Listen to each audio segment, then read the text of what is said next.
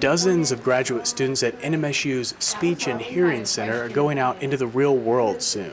They'll work to help people who have trouble speaking or hearing. They've learned to use equipment specifically designed for that at NMSU. Every one of the speech rooms in this building now has a computerized speech lab, and the center is specifically equipped to work with patients with a cleft palate.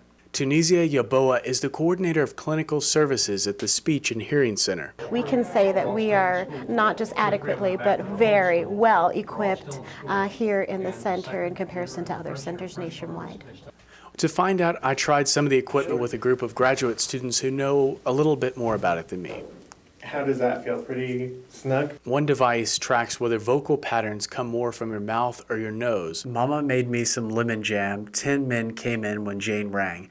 The sentences sound strange, but the words typically come more from the mouth or nose depending on which sentence you're reading. Look at this book with us. It's a story about a zoo. That's where bears go. Today it's very cold out of doors.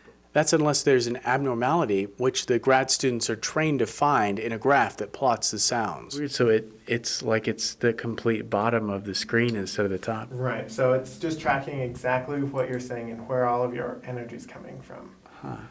Another machine can look right at the source of a speaking problem. With a tiny camera that looks at the vocal cords as they move. New Mexico Senate Pro Tem Mary Kay Papin has a personal connection to the clinic as a grandmother. James, who's 8, and he has 3 markers for autism.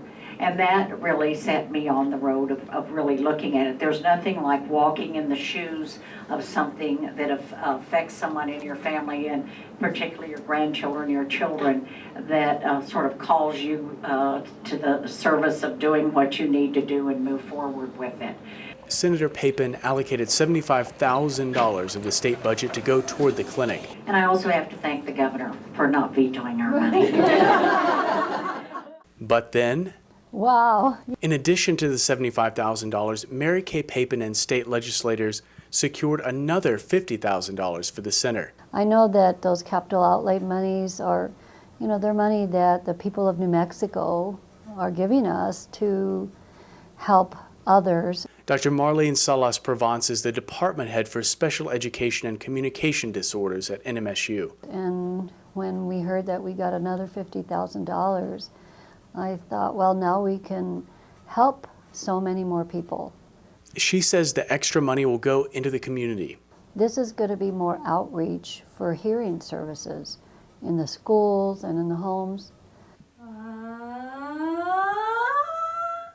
It's a program that benefits the community but trains people who come here from all across the country. In Las Cruces, Sloan Patton, KRWG News.